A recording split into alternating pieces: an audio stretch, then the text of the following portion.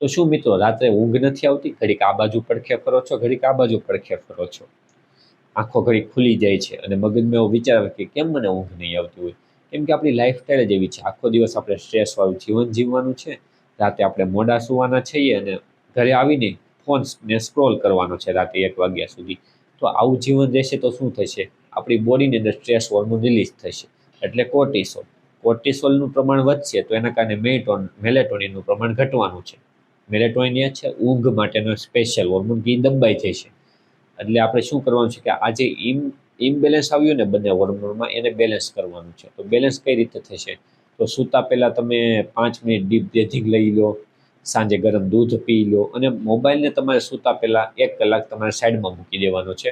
જો વધુ પડતો તમને સ્ટ્રેસ રહેતો હોય તો તમે સવારમાં મેડિટેશન છે, યોગ છે, વર્કઆઉટ કરો કે જેના કારણે તમે રિલેક્સ ફીલ કરો. તો આવી નાની નાની તમે આદતો અપનાવો કે જેના કારણે તમારું મેલેટોનિન પાછું બેલેન્સમાં આવી જાય અને કોર્ટિસોલ પણ પાછું બેલેન્સમાં આવી જાય, કે જેના કારણે તમને બરાબર ઊંઘ આવવા લાગે.